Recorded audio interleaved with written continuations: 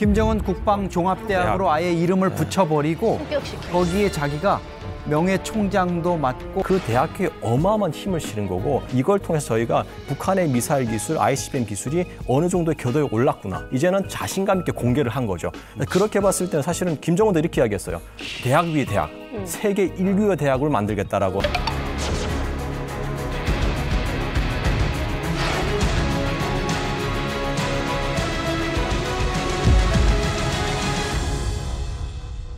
또 저희가 모셨습니다. 예. 자, 북에서 ICBM 개발 연구를 했던 인재 중에 인재, 이 대학 출신 박충건 씨를 모셨습니다.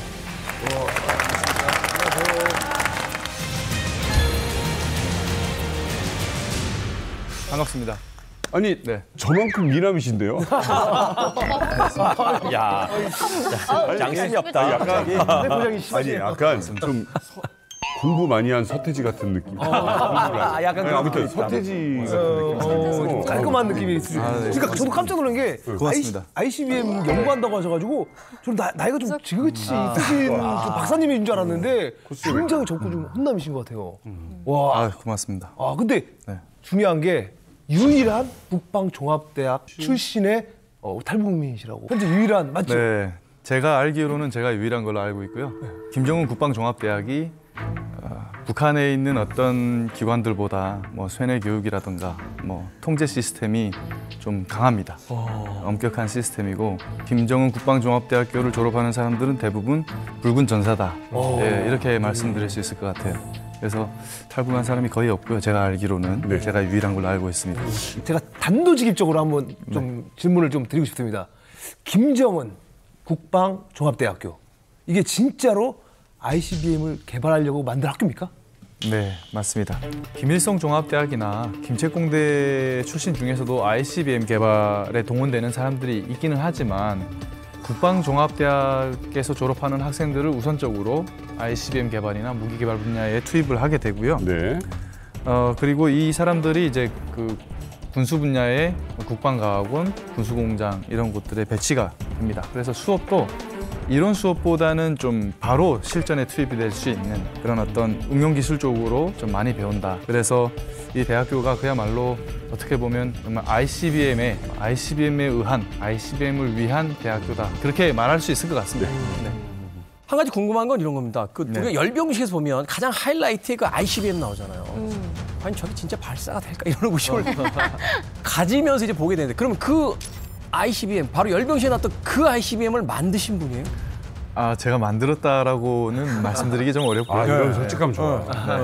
북한의 열병식에 나오는 무기들을 보면 과거에 뭐 많이 봤던 대학교에서 뭐 전시장에 전시가 되어 있던 새로 개발한 무기들이다 이런 것들이 전시해 놓은 것들 많아요. 아직 일반 공개가 안 됐던 상태였던 것들이 이제 열병식을 통해서 이제 공개. 실물이 나오는 거죠. 네, 실물이 대학교에 완제품 전시장도 있고 병기고도 있고 그래서 좀 많이 볼 수 있는 것들이었어요. 네, 그리고 뭐 재원이라든가 뭐 어떤 것들을 개발하고 있었는데 이게 이제 나왔네 이런 것들.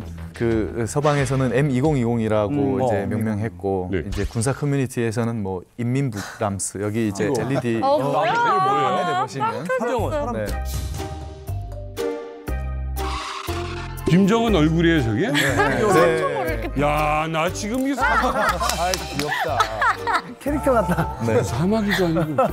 이제 저게 이제 당시에 제가 대학교에 있을 때 프로젝트를 한창 진행하고 있었던 거예요. 개발 프로젝트를. 1990년대 초반에 이제 북한에서 이제 전략적으로 전차 새롭게 개발해라라고 김정일 지시로 진행이 된 건데요. 그게 이제 에피소드가 있는데 걸프전 당시에 7.3 이스팅 전투라고 있었습니다. 당시에 미군 전차 M1A1 에이브람스 전차 7대인가 출전하고 러시아산 T-72 전차가 한 80여 대가 나옵니다. 둘이 붙었는데 미군 전차가 러시아 전차 부대를 괴멸시켜버립니다. 압살해버립니다. 그 숫자 차이인데? 네, 그 숫자 차이로도 아주 압살해버립니다. 그때 당시에 김정일이 러시아산 무기에 대한 신뢰를 확 잃어버리고 이대로 가다가 안 되겠다. 그럼 미군 전차 저거 무조건 카피하라고 해서 한 대 무조건 공수해 와서 똑같이 카피하라고 지시를 내립니다. 이제 공수해서 그걸 이제 똑같이 이제 카피를 진행하게 되는데 보시면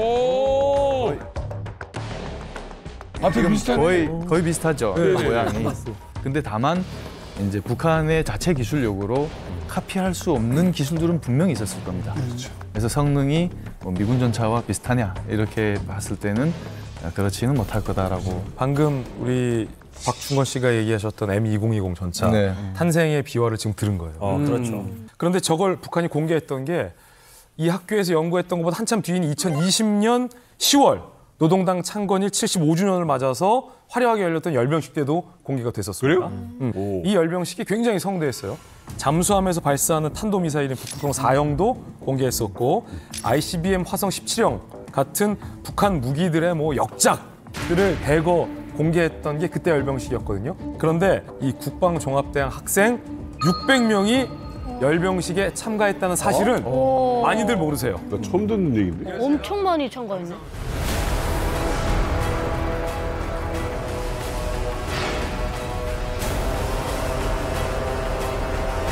아 이거네 M2020. 아니 사실 ICBM 때문에 이런 건 보이지도 않았어요. 솔직히 말하면. 이런 게 궁금했지. SLBM.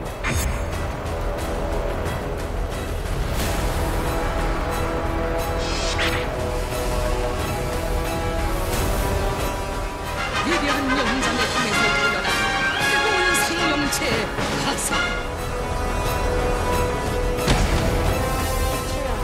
ICBM.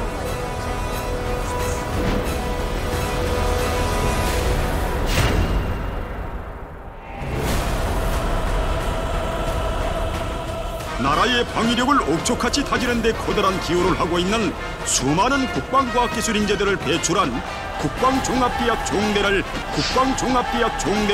강순철 소장이 이끌고 있습니다.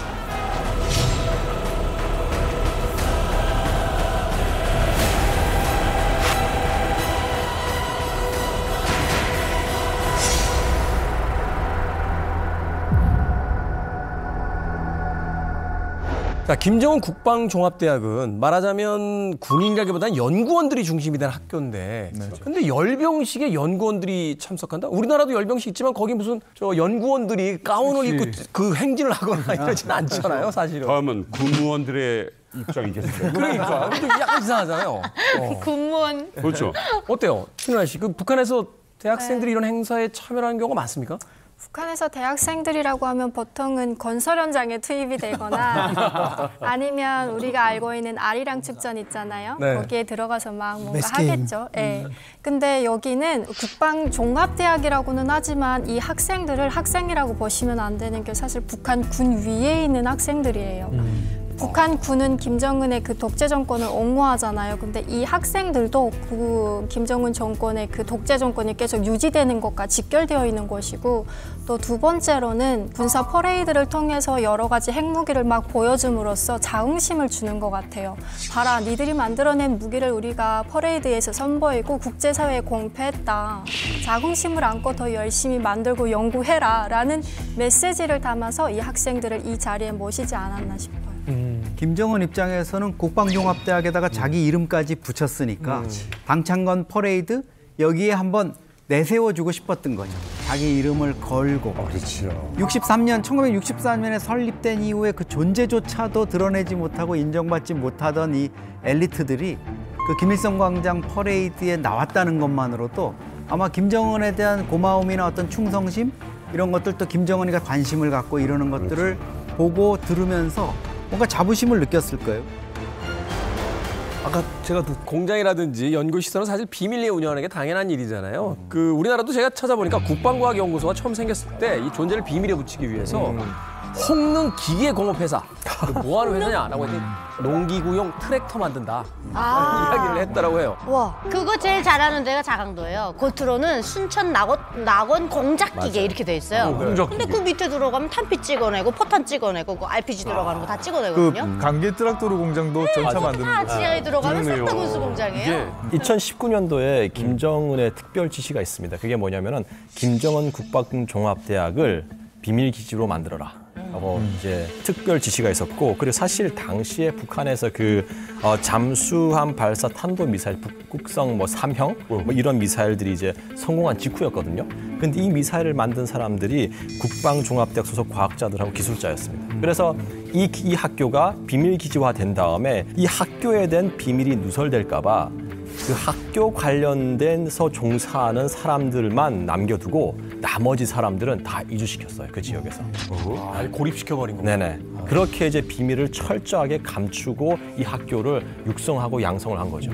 공개는 했지만 이제 더 이상 비밀 나가는 거 좌시하지 않겠다 이런 말이죠. 그렇죠. 예, 그런 말이죠. 예. 아니 이게 학생들한테 서약서 쓰고 비밀 기지화를 하고 있어요. 아무리 그래도 학생들인데 뭐 당장 뭐 만들겠습니까? 이렇게까지 하는 이유가 뭐예요? 그러니까 이걸 학생들이라고 생각하면은 이제 우리의 착각이나 오산일 수가 있는 거죠. 이 친구들은 학생이기 이전에 사실은 우리로 말하면 국방과학의 예비연구원이고 언제든지 연구기관이든 또 군수공장이든 그거를 감독하는 뭐 노동당의 기구 등 거기다 투입하면 현업에 바로 투입이 될 수 있는 이런 능력을 갖춘 친구들이다 이렇게 볼 수 있죠.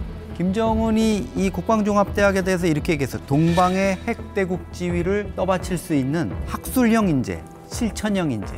뭐 학술형 인재는 그렇죠. 공부하는 거니까 뭐 그런데 실천형 인재라는 게 바로 본인이 생각하는 미사일에서 시작해서 ICBM으로 끝나는 그 모든 날아가는 발사체와 관련한 것들을 만들어내는 즉각 투입이 가능한 인력 이렇게 생각을 하는 거죠.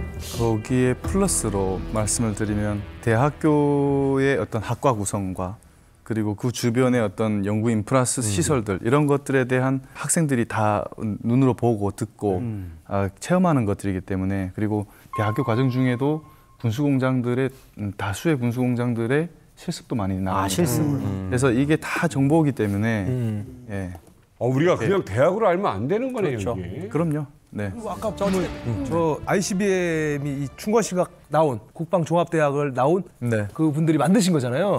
그렇죠. 학생들이. 근데 그때 북한에서 그러면 ICBM 만들 때 네. 그럼 그때 공부를 하고 계셨던 거예요, 계속? 네. 그때 당시에 공부를 하고 있었고요. 제가 2003년에서 7년까지 있었는데 이게 무기화될 수 있는 ICBM으로 그 진화하고 있던 그 중에서 어떤 결정적인 실험이 하나 있었는데 그게 대포동 2호입니다. 이 프로젝트가 뭐였냐면 국방과학원에서는 이걸 이제 정지궤도위성 프로젝트라고 불렀어요. 정지궤도위성이라고 한다면 지상 3만 킬로 이상 띄워지는 위성이거든요. 그래서 그만큼 멀리 가는 미사일을 만들겠다라는 의도라고 보시면 되고 그게 2006년에 실험을 진행을 했는데 실패했습니다.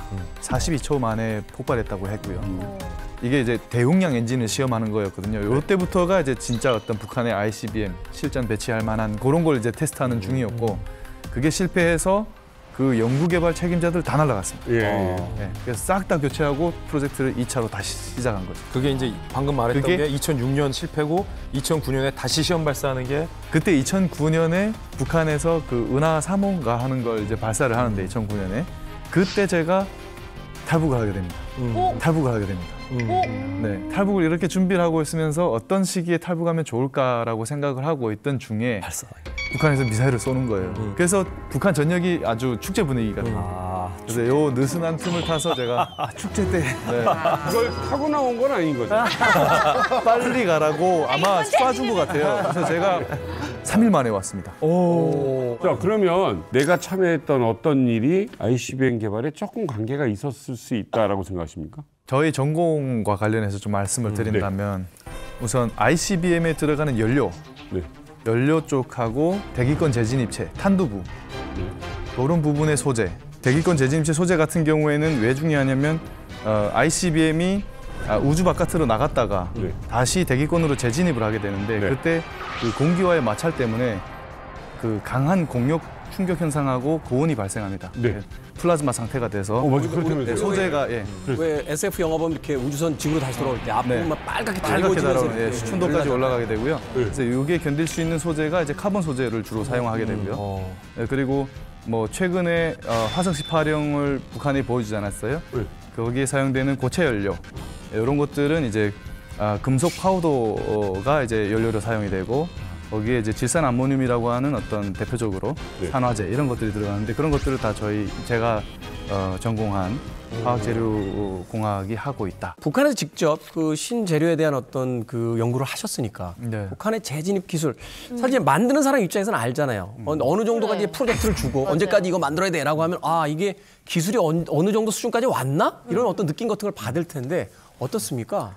제가 북한에서 대학교를 다닐 당시 한 2005년, 6년 당시에 탄소복합소재의 시제품을 눈으로 봤었는데 그 성능 자체는 뭐 확인은 안 됐죠. 확인은 안 됐는데 이게 아직까지는 부족한 수준이다라고 저는 일단 그렇게 판단을 하고 있고요. 대기권 재진입체라는 소재는 탄소복합 소재로 만들게 되는데 이게 화학적으로도 균일하면서도 최적 성능을 내는 그 성분계를 뽑아내야 되고요. 그리고 이게 화학적으로뿐만 아니라 탄소복합 소재들이 3D 구조로 이렇게 구성이 되어 있어요. 네. 근데 이것을 또 최적화하는 작업도 필요하단 말이죠. 네. 근데 이게 어디에서 성능이 최고가 나오냐? 이건 실험을 해봐야 되는 거 아닙니까? 실제 쏴보거나. 근데 말씀하신 대로 ICBM을 정상 각도로 발사해 본 적은 없고 정상 각도로 발사하게 되면 ICBM이 대기권에서 재진입할 때 마하 25 정도가 나오는데 거기에서도 견딜 수 있느냐? 근데 그건 이제 테스트가 안 됐다라는 거죠.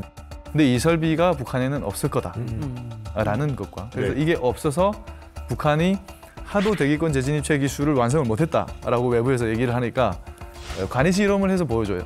탄두를 놓고 미사일 엔진을 위에다 놓고 불을 쏴갖고 이제 그 내상마 실험이라고 하는 거거든요. 네. 이제 열로 마모되는 걸 이제 측정하는 건데 그걸 이제 간이 실험해서 보여준 건데 사실은 그걸로는 증명할 수 없고요. 네.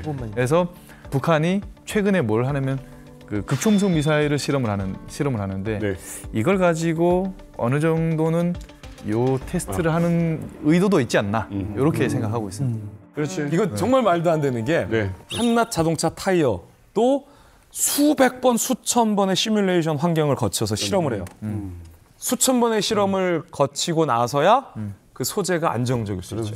하물며 대기권을 나갔다 들어올 때 발생하는 여러 변수들을 견디기 위한 탄소복합 섬유로 구성된 핵탄두를 실험하려면 쳇바퀴 돌듯 계속된 실험을 해야 겨우 안정적인 샘플 하나를 얻을 수 있는 게 미국이 보유한 기술이에요.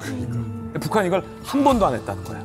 그러면 상식적으로 없다고 봐도 되는 거죠. 그러니까 김정은이가 지금 여러 가지 뭐 핵잠수함을 만들어라 뭘 얘기하지만 네. 사실 그거는 주문일 뿐이고 김정은의 진짜 지금 수건 사업은 재진입 기술을 위한 기술적인 그 돌파 그거일 거예요. 그래서 김정은이가 그 재진입체 기술을 마치 달성한 것처럼 철판 시커멓게 탄 거를 갖다 놓고 이렇게 웃으면서 이렇게 사진을 찍었는데 이게 모양이 안 나오는 거예요. 무슨 대장간 앞에서 그냥 대장장이가 서 있는 것 같은 이런 거니까 농쟁기만 김정은 입장에서는 야 이거 빨리 넘어서자 아마 계속 지금 국방과학연구소나 국방종합대에다가 주문을 하고 있을 거예요. 어쨌든 뭐 어려운 기술이다.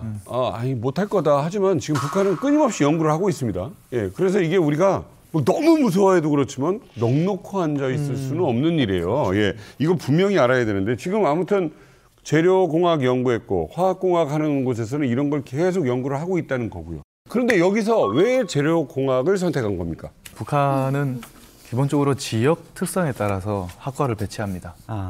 그리고 나중에 알게 됐지만 네.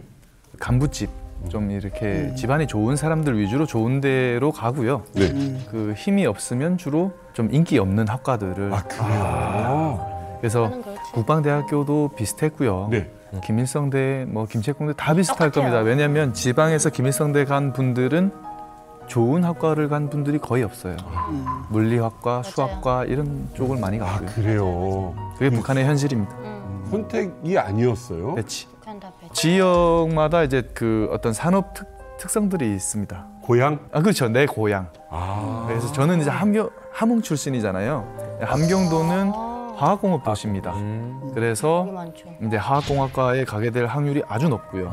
그리고 자강도라든지 이런 데는 상용무기학과 쪽에 많이 가는 경우도 있어요. 지역 출신으로? 아니 근데 예를 들어서 공부는 너무 잘해요. 네. 수재예요. 그 네. 지역에. 네. 근데 나는 절대 컴퓨터 공학을 하고 싶어. 근데 교수가 봐도 너무 똑똑해. 옮겨줄 수 있어요? 아니요. 못 옮겨주죠. 이거 백을 사용하지 않는 이상 뇌물을 써야죠. 옮겨갈 수가 없어요. 뇌물. 네. 아니 여기서 사실 웃고는 있지만 이거 되게 씁쓸한데? 이거야말로 가장 비인간적이다라고 생각이 돼요. 자유가 없는 거예요. 목적을 향해서 사실은 이제 사람을 그 기능적으로 도구로만 쓰는 거죠. 도구로만 쓰는 거죠. 적정히 도구로만 본다. 네. 학교 얘기가 나왔으니까 좀 더 일반적인 이야기를 좀 여쭤볼게요. 어찌됐건 그 학교라고는 부르는데 저희들이 지금 느끼기에는 거의 군사 교육을 하는 말하자면 우리나라의 어떤 육군사관학교 같은 그런 느낌이 들어요. 군수. 그렇죠. 무기 개발과 관련된 학과들, 더군다나 이제 첨단 소재, 첨단 어떤 기술 이런 것들을 다루니까 보안이 중요할 거다라는 생각을 해보게 되거든요. 그래서 야간에도 이제 순찰을 들고 하는 것도 아마 그런 이유 때문이 아닐까 하는 생각이 드는데 학교 생활 어떻습니까? 학교 생활. 완전히 군대의 생활이라고 볼 수 있겠고요. 엄청난 어떤 규율이 강한 군대 같은 생활을 했었고 그렇게 생활을 하다 보니 군복무를 인정해 줍니다. 대학교를 졸업하면 군복무를 인정해 주고 그리고 복장도 군인 복장을 입게 되고 근데 이제 학년별로 이렇게 줄 하나씩 달거든요. 1학년 한 줄, 2학년 두 줄 이렇게 약간 이게 그렇게 되면은 약간 이게 계급 같아가지고 1학년 들어갈 때는 아주 군기가 바짝 들고요. 왜냐면 그렇게 바짝 들도록 아주 기합을 많이 주고요. 그래서 1학년 때 막 이럴 때는 뭐 모자를 써도 군모를 써도 이렇게 2지 이상 올라가게 되면 안 돼요. 모자가 이 체양이. 그리고 벨트를 차도 여기 딱 배꼽 위로 이렇게 올라오게 벨트를 딱 차야 되고 이렇게 되는데 이게 그 학년이 올라갈수록 이게 벨트가 점점 내려와요. 우리 안전병장처럼 졸업할 때는 모자도 이렇게 넘어가고 벨트만큼 배도 나와야 될 텐데. 이게 단추도 끝까지 잠궈져 있던 게 다 거의 풀려 있고 벨트는 거의 뭐 이쪽 뭐 골반까지 내려가 있고 공장이네 뭐. 똑같네. 그래서 국방대학 학장 다음으로 센 게 졸업생이다. 와 그냥 이런 말이 보니까 아까 실전 무기 만드는 과도 있고 막 이러잖아요. 네. 그리고 학교에서 위험한 실험도 분명히 있을 것 같아요. 사고 나는 경우도 있습니까? 사고 나는 사례가 있었죠. 제가 있을 때 뭐 제가 직접 경험한 건 아니지만 네네. 들은 얘기를 말씀을 드리면 화학재료공학부에 폭약 및 화약공학과라는 게 있어요. 그렇죠. 얘네들은 수류탄도 직접 만들고 포탄도 만들고 실제 쏴봐요. 그런 곳이니까. 네. 근데 이게 실험실에서 만들다 보니 뭐 좀 학생들이 만들면 좀 오류도 있을 수 있잖아요. 그렇죠. 그래서 포에다 놓고 딱 쐈는데 터지지가 않는 거예요. 발라는 갔는데 포탄이 그냥 박힌 거예요. 어머. 이걸 수거해야 돼. 언제 터질지 모르잖아요. 오, 위험하다. 그러면 그 실험하던 학생들끼리 가위바위보를 합니다. 왜? 야. 수거하러 가는 사람을 뽑아야 되잖아요. 그럼 군부대에서 와서 해야 되는 거 아닙니까? 그런 거 없어요. 우리나라처럼 안전 어떤 그런 매뉴얼, 안전 시설 이런 것들이 제대로 되어 있지 않기 때문에 학생들이 다 하거든요. 그래서 가위바위보를 하면 지는 사람이 생기잖아요. 그럼 그 지는 학생이 방호복도 없이 그냥 맨몸으로 포복으로 이제 그 포탄이 떨어진 곳으로 가요. 가게 되면 학생들이 그 뒤에서 장송곡을 불러줘요. 장난치는 거야. 되게 뭔가 우프다고 해야 되나요? 그러니까. 좀 목숨이 되게 걸린 슬픈 일이지. 목숨 걸린 일인데 또 어떤 면으로는 웃기기도 하고 친구들끼리 그냥 약간 장난식으로 왜냐면 여기서 너무 정숙해지면은 더 그러니까 약간 웃으면서 하는데 장송곡을 불러주면서 이렇게 또 사고 난 게 어떤 거냐면 그 상용무기학과에서 일어난 일인데 지뢰를 전문으로 하는 지뢰요. 지뢰 위험하다. 학과예요. 근데 이게 지뢰의 특성들을 실습할 때 알려준단 말이에요. 그렇죠. 뭐 개인 지뢰, 대전차 지뢰 뭐 이런 것들이 있지 않습니까? 근데 대전차 지뢰는 사람이 올라가도 원래 터지지 말아야 돼요. 그렇지. 그러니까 그런 무게가 사람 무게로는 안 터지죠. 안 터지. 전차 정도의 무게, 뭐 어떤 트럭이나 뭐 이런 정도의 무게여야 터지게 만들다 보니까. 교수가 이제 학생들한테 설명을 하는 거예요. 대전차 지뢰를 놓고 그 위에 올라가서 내가 이렇게 올라가도 안 터져. 이러면서 이제 실습을 하는 거예요. 근데 좀 더 이제 과해갖고 이거 뛰어도 안 터져 하면 한번 딱 뛰었는데 터진 거예요. 와. 이 수업을 듣던 학생. 터졌다는 거예요? 그래서 수업을 듣던 학생들이 전부 이제 사망하고. 대전차 지뢰가 터졌으면 그 반경에 있는 사람은 다 죽죠. 강철을 뚫는 건데. 그 안정성도 그만큼 떨어진다는 얘기고. 안정성도 떨어지고 어쨌든 뭐 품질이 좋지 않으니까 원래는 터지지 말아야 될 것이 터져버린 거죠. 예. 이건 월급을 받아야 될 것 같은데. 받아야 될 것 월급 같아요. 줘야죠. 위험수당도 받아야 되고. 인건비가 없는 게 가장 큰. 네. 아니 불발탄한 나질 포복으로 가서 회수하는 사람들. 그래, 생명수당도 받아야지. 생명수당도 없죠. 네. 없죠, 북한. 김정은이 집권하면서부터는 아예 이제 이 국방종합대학 출신들을 우대하는 수준을 넘어가지고 국방과학원 산하기관의 간부들은 전부 이곳 출신들로 채워라. 그러니까 이제 연령도 젊어지고요. 훨씬 이제 실무적인 사람들이 된 거죠. 옛날에는 군 출신들이 그냥 가서 뭐 아니면 제2경제에 있던 과학자들이나 이런 사람들이 대충 배치되던 게 이 사람들도 태워졌습니다. 그러다 보니까 이제 ICBM이라든가 이런 발사체 이런 쪽의 기능들이 강화되고 있는 거고 대표적인 게 이제 조춘용입니다. 이 조춘용이 군수공업부장을 지난해 말에 맡게 됐는데요. 올 2월 최선희 외무상이 푸틴을 만나러 모스크바에 갈 때 그때 같이 수행해가지고 사실 북러 간에 지금 무기 밀매, 무기 거래, 탄약 공급 이런 거를 총괄하고 있고 작년 9월 김정은이 모스크바를 방문할 때도 수행을 해가지고 핵심적인 역할을 지금 하고 있습니다. 아무튼 뭐 최고 엘리트들이고 이거 딱 나오고 나면 특별 대우가 좀 있을 것 같아요. 그 미사일 관련 개발자를 대하는 김정은의 태도를 보면 네네. 놀라운 점이 있거든요. 어이구야. 이게 2017년 3월에 ICBM 로켓 엔진 시험이 성공했거든요. 그랬더니 그 개발자가 지금 어부바를 해주는 거고요. 더 황당한 거는 그 개발자가 김정은 앞에서 맞담배를 펴요. 맞담배 피고 있죠. 그리고 작년에 이제 화성 18형 그 미사일 실험이 성공했을 때 그때 개발자 10명에게 공화국 영웅 칭호를 줍니다. 맞아요. 근데 좀 전에 보면 이렇게 애정이 들어가 있잖아요. 김정은이 김주회 빼고 주회 빼고 저런 식의 애정을 보이는 적이 있나요? 어부바는 충격적이네요. 맞담배를 핀다는 거 상상이 됩니까? 길이 열렸어요. 근데 왜 탈북을 했느냐 여쭤보고 싶어요. 탈북을 한 이유를 말씀을 드리게 되면 어떻게 보면 뭐 탄탄대로였다고도 말할 수가 있겠죠. 어떤 의미에서는. 근데 제가 이제 대학교 생활을 하면서 또 북한에서 가르치는 어떤 사상 교육과 뭐 철학과 그 사회 시스템에 대한 뭐 공산주의를 선전하는 좋은 내용들 많이 배웠는데 실제 현실은 그렇지 않았더라라는 점이었습니다. 그래서 제가 이제 학생 간부를 하면서 학생들을 좀 통제하는 그런 위치에 있었습니다. 사상 교육도 제가 담당하고 그런 위치에 있다 보니까 이 시스템 돌아가는 구조에 대해서 좀 알게 된 거예요. 그 타이밍에 제가 어떤 논문을 2편을 읽었어요. 그 논문 2개를 읽었는데 뭔가 잘못됐다, 시스템적으로. 그 전에는 아랫 단위에서 어떤 부패 때문에 뭔가 잘못된 거다라고 생각했다면 그 논문을 읽고 나서는 이게 뭔가 시스템적인 문제다라는 이제 점을 이제 생각하게 됐어요. 뭐라고 적혀 있길래 그게?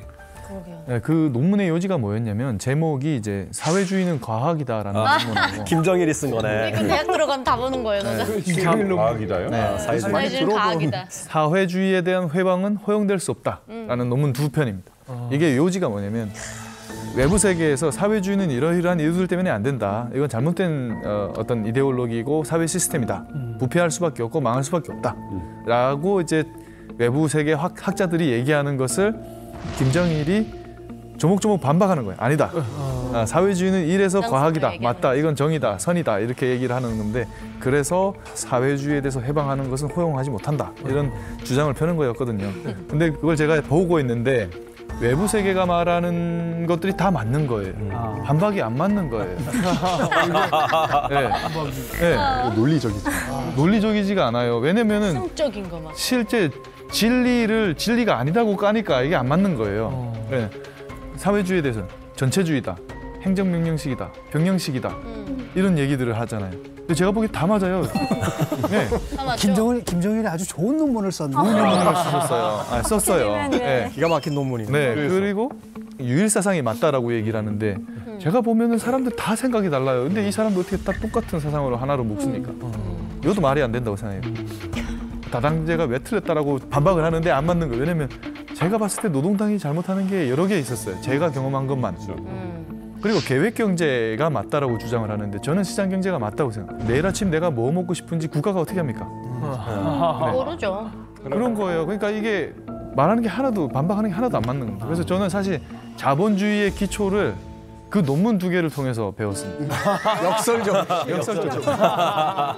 그래서 이제 좀 파고들다 보니 이게 노동당부터 제가 여기까지는 아니다라고 생각했던 조선노동당 중앙당도 다 썩어 있었고 다 부패하고 있었고 졸업생들 졸업 배치를 하지 않습니까? 근데 어디 가고 싶어요? 나 평양에 남고 싶어요. 그러면 3,000불을 주면 되고 뭐 이런 식인 겁니다. 이거 다 부패했구나. 다 썩었다. 그래서 이건 시스템적으로 잘못되지 않으면 일어날 수 없는 일이다라고 생각을 해서 그때 제 세계관이 바뀌었는데 완전히 뒤집히니까 제가 이제 선이고 정의라고 믿었던 세상이 악이 돼버린 거 아니에요. 그러니까 대한민국이 잘 사는 건 알고 있었어요? 그건보다 잘 산다. 완전히 생각이 바뀌고 나서 탈북 준비를 제가 한 1년 8개월 정도 했는데 이게 그때 이제 정보를 그다음부터 그래서 한국이 발전했다라는 얘기를 들었습니다.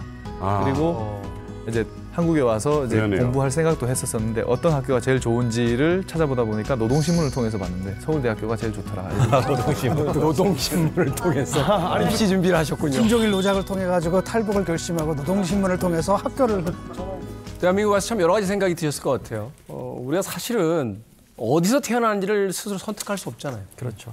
그러니 어디서 선택했는지에 따라서 내가 열심히 산 삶이 악으로 쓰일 수도 있고 선으로 쓰일 수도 있는 거예요. 이건 사실은 역사 속에서 어떤 한 개인에게 일일이 다 책임을 물을 수 없는 바로 그런 어떤 이유가 되지 않을까 하는 생각이 드는데 그 북한에서 그 좋은 머리와 재능을 사실은 좋지 않은 전쟁 기술이라 쓸 수 있었지만 이제 남한으로 오셔서 이제 또 다른 어떤 또 도전들을 또 하고 계신데 북한의 미사일 뉴스 보면 굉장히 심경이 복잡하실 것 같아요. 여러 가지 생각이 또 머릿속에 떠오르고. 아무래도 이제 북한에 뭐 선후배들, 동기들, 뭐 후배들 이런 사람들이 가서 이제 개발에 참여하고 있고 생산에도 참여하고 있겠죠.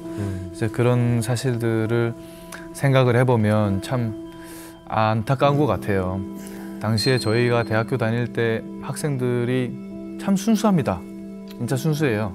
쇠뇌가 무서운 거지 사람은 순수해서 어떤 얘기들을 많이 하냐면 조선을 어떻게 하면은 발전시키고 잘 사는 나라, 부강한 나라를 만들 거냐 이런 얘기들을 많이 하거든요. 학생들끼리. 근데 그 길이 지금 자기들이 무기를 개발하고 생산하고 있고 이런 것들이 아마 그 길이라고 생각하고 종사하고 있을 거다라는 생각에 참 마음이 좋지 않고요. 하루빨리 그들이 이 진실을 깨닫고 정말 그들이 개발하고 있는 무기, 핵무력이 오히려 북한을 발전하지 못하고 북한 주민들의 어떤 인권과 자유를 억압하는 수단으로 사용이 된다라는 그런 사실을 하루빨리 알게 되는 그런 날이 왔으면 하는 바람입니다.